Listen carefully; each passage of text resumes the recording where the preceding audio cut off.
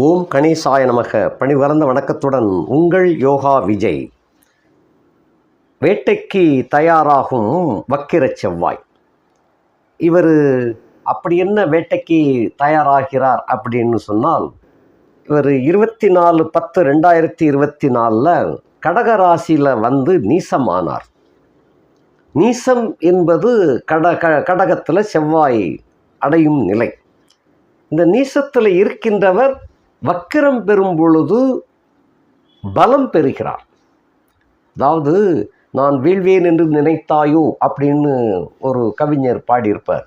அதுபோல் நான் வந்து நீசமாகி போயிட்டனோ அப்படின்னு நினைக்காதங்க, நான் திரும்பவும் வக்கரமாகி வாரேன் அப்படின்னு சொல்கிற கணக்கில் 24/10/2024 கடகராசிக்கு பயிற்சியான அந்த செவ்வாய் அந்த 3/12/2024 அன்றைய தினம் பூச நட்சத்திர 2ஆம் பாதத்தில் வக்கரிக்கின்றார்.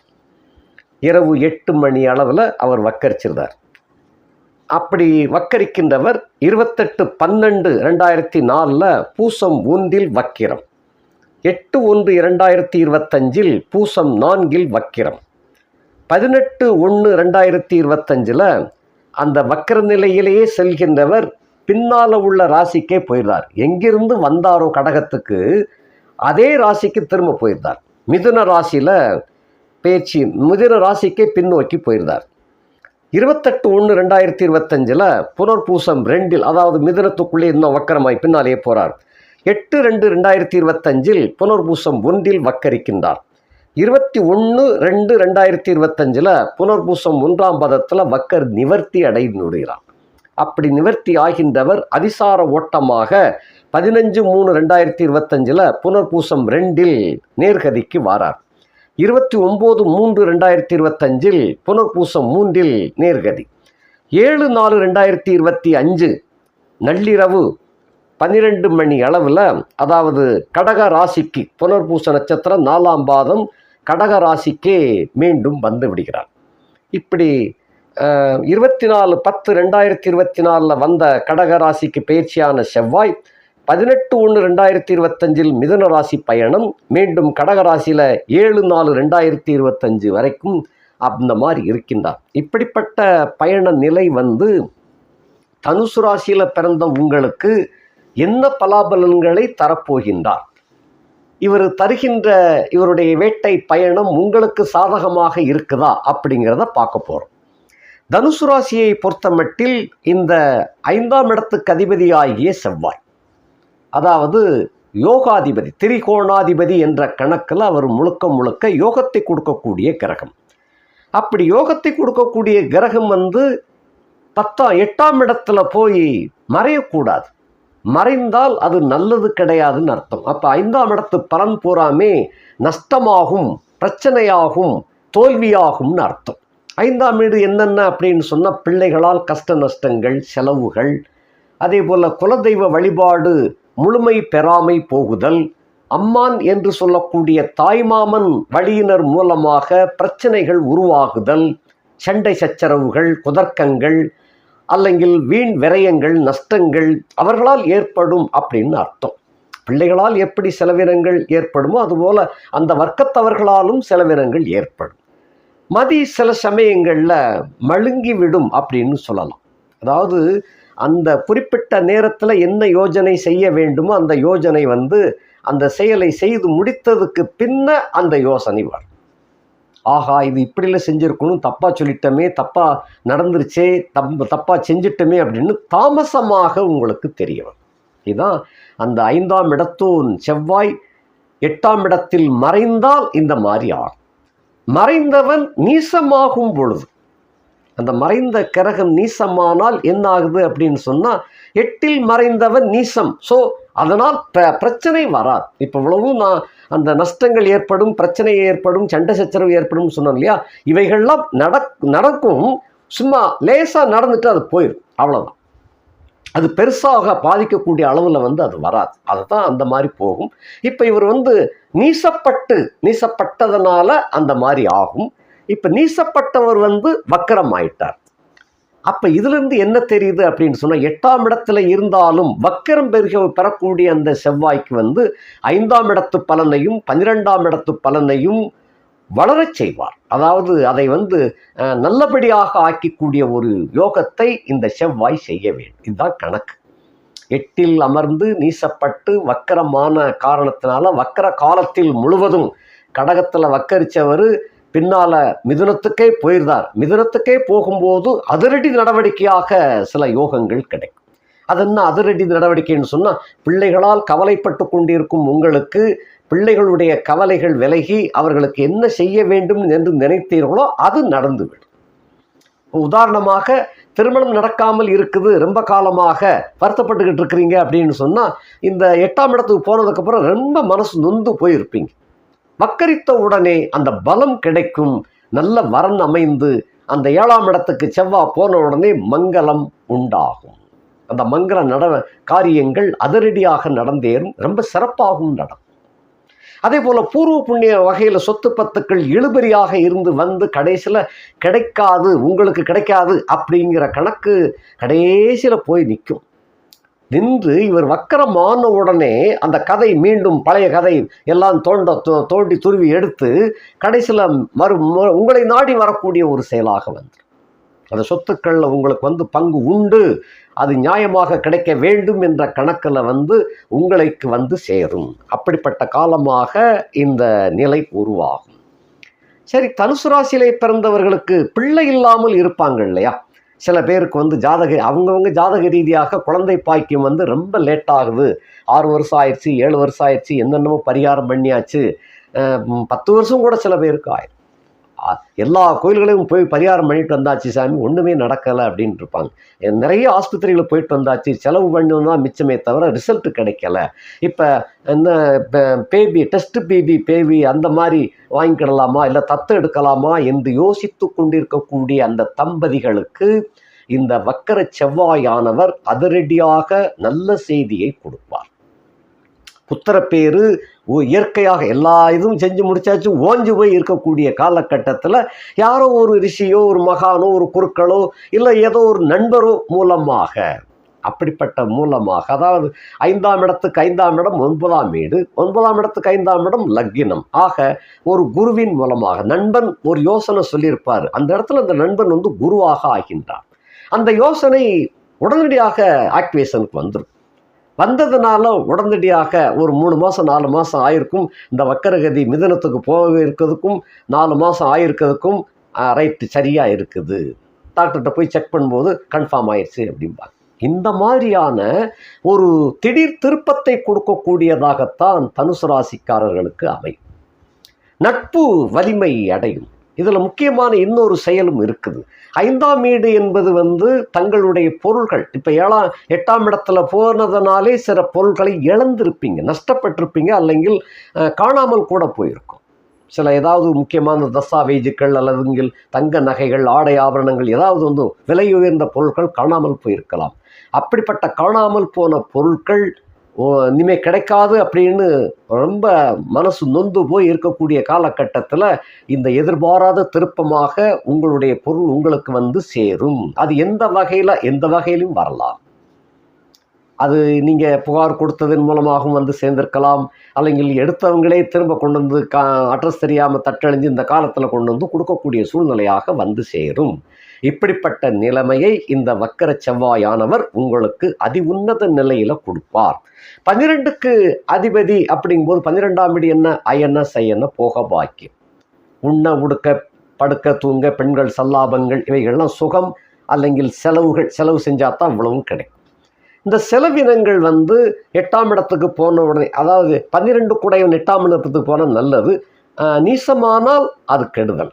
12ஆம் இடத்துக்கு போய் 12 குடையவன் 8ஆம் இடத்துல போச்சுன்னு சொன்னால் சுகம் கிடைக்கும் அப்படின்னு தான் சொல்லணும்.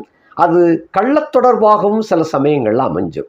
நீசம் பெறும் பொழுது தன்னை விட வயது மூத்த அந்த மாதிரி பெண்களை, அல்லங்கில் கணவனை இழந்த, கணவனை விட்டு பிரிந்த இந்த மாதிரியான தொடர்புகள் வந்து சேரும். அது வலுவடைந்து விடும்னு சொல்லலாம்.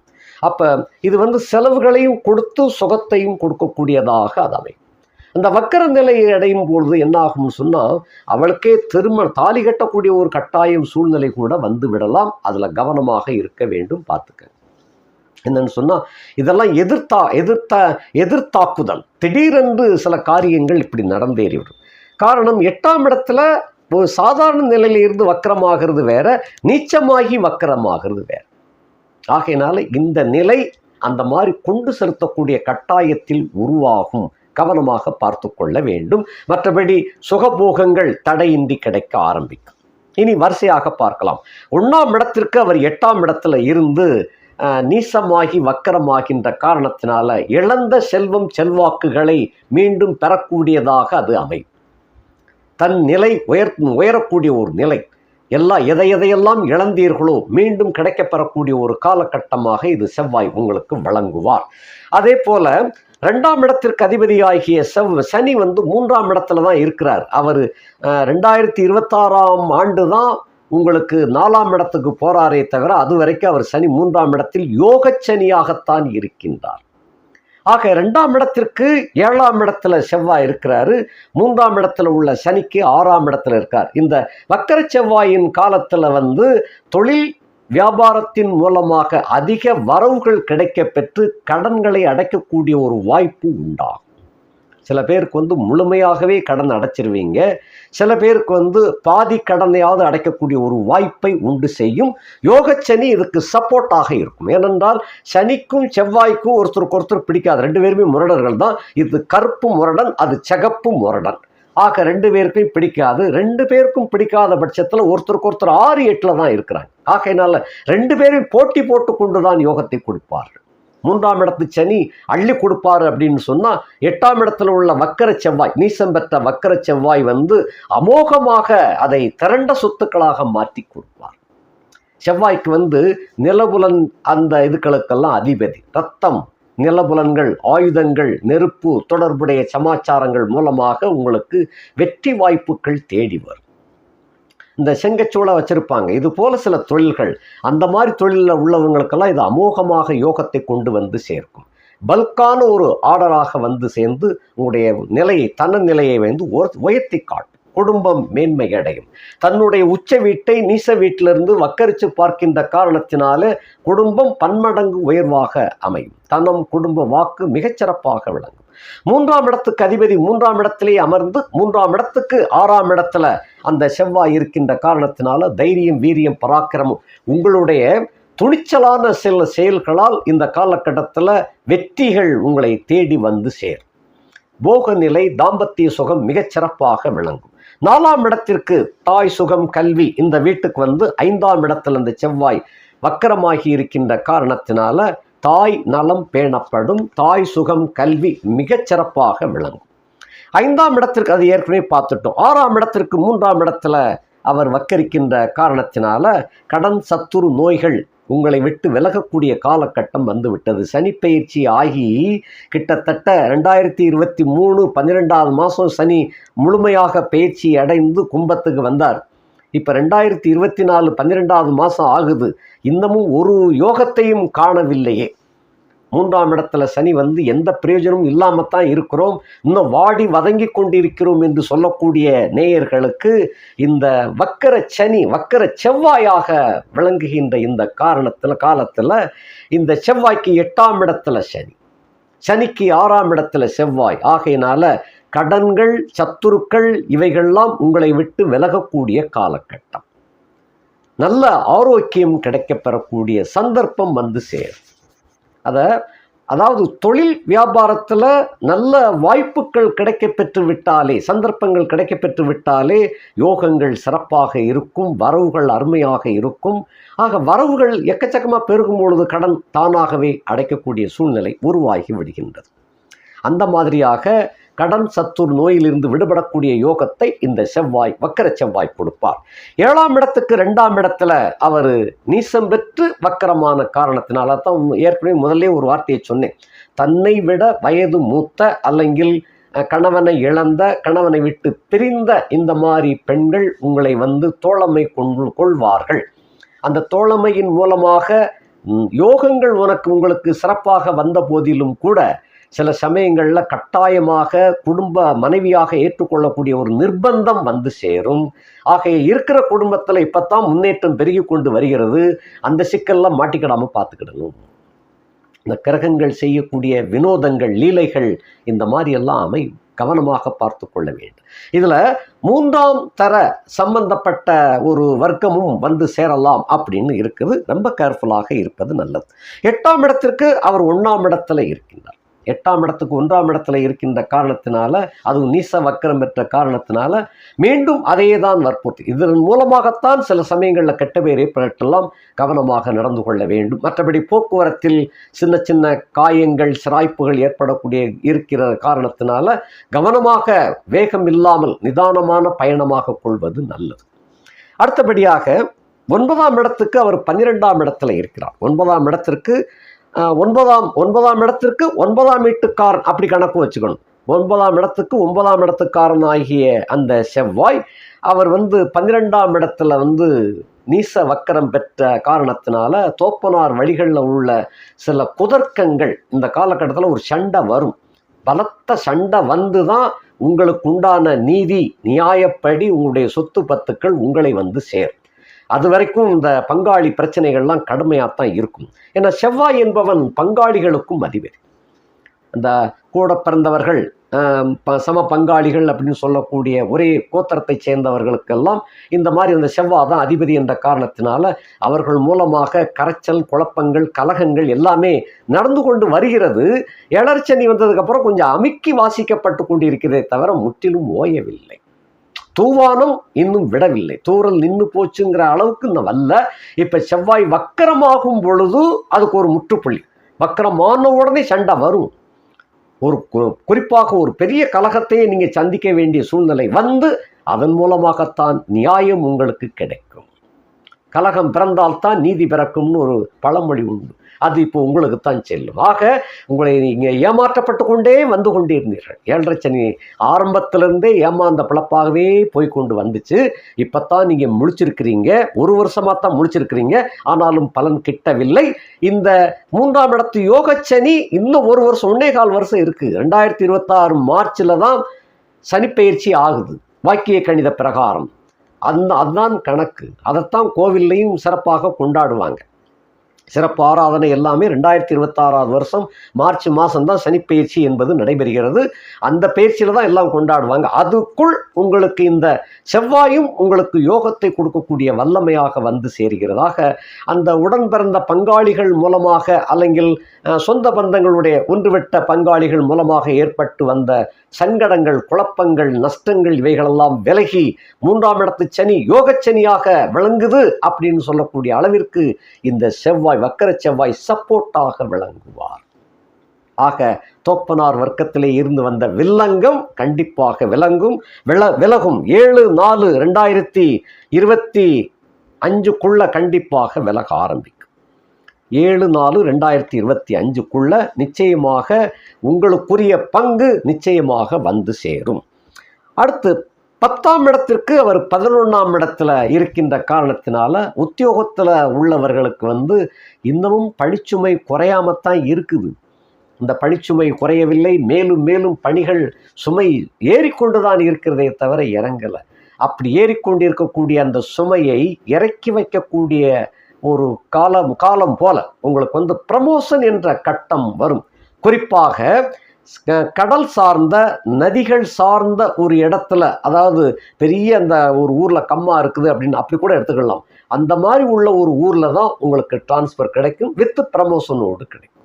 ஆகையினால இந்த 10ஆம் இடத்திற்கு 11ஆம் இடத்திலே வக்கரிக்கின்ற காரணத்தினாலே தொழில், உத்தியோகம், வியாபாரத்திலையும் மிகுந்த முன்னேற்றத்தை கொடுக்கக்கூடிய யோகமாக அந்த செவ்வாய் விளங்கும். 11ஆம் இடத்திற்கு அவர் 10ஆம் இடத்துல இருக்கிறார். 11ஆம் இடத்துக்கு தொழில் மூலமாக இந்த இடத்துல வந்து அந்த 11ஆம் வீடு என்பது இன்னொரு வகையில் புதையல் போல அப்படின்னு சொல்லணும். அல்லது உயில் சம்பந்தப்பட்ட சொத்துக்கள். ஏன்னா 5ஆம் இடத்துக்கு 7ஆம் வீடு தான் 11ஆம் வீடு. ஆக புதையல் அல்லங்கில் உயில் சொத்துக்கள் உங்களுக்கு வந்து சேரக்கூடிய ஒரு கட்டமாக இருக்கின்றது. இது கூட அந்த பூர்வ புண்ணிய வகையில் இருந்து வந்த சிக்கல்கள் இதற்காகத்தான் அந்த சிக்கலே வந்ததுங்கிற கணக்கில் இருக்கும். இப்போ அந்த உயில் சொத்துக்கள் வந்து உயிர் பெற்று உங்களை வந்து சேரக்கூடிய காலகட்டமாக விளங்கும். 12ஆம் இடத்துக்கு அவர் 9ஆம் இடத்துல இருக்கிறார். அதை ஏற்கனவே பார்த்துட்டோம். அயன சயன போக பாக்கியம் சிறப்பாக விளங்குகின்றது அப்படிங்கிறத பார்த்துட்டோம்.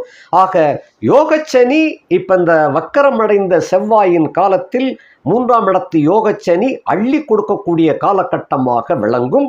அதுக்கு இந்த வக்கர செவ்வாயானவர் முழுக்க முழுக்க மாரல் சப்போர்ட்டை கொடுக்கக்கூடியவராக இருக்கின்றார். ஏன்னா உங்களுக்கு யோகாதிபதி செவ்வாய், அவர் நீசம் பெற்று கிடைக்காதோன்னு நினைக்கக்கூடிய காலகட்டத்தில் வக்கரம் அடைந்து விட்டார். அதே போல் 3ஆம் இடத்து சனி ஒன்றுமே செய்யலைன்னு நினச்சிக்கிட்டு இருந்தீங்க, அவரும் அள்ளி கொடுக்கக்கூடிய கணக்கிலே அவருக்குரிய 6ஆம் இடத்துல செவ்வாய் இருக்கின்ற காரணத்தில் ஒருத்தருக்கு சம்பந்தம் தான் இருக்கக்கூடாது. சனியும் செவ்வாயும் நேர்கோட்டிலேயோ அல்லைங்கள் கேந்திரத்திலேயோ இருந்தால்தான் சிக்கல். இது இந்த மாதிரி 6, 8 இருந்துச்சுன்னு சொன்னால் ஒருத்தருக்கு போட்டி போட்டுக்கொண்டு உங்களுக்கு யோகத்தை கொடுப்பார்கள்.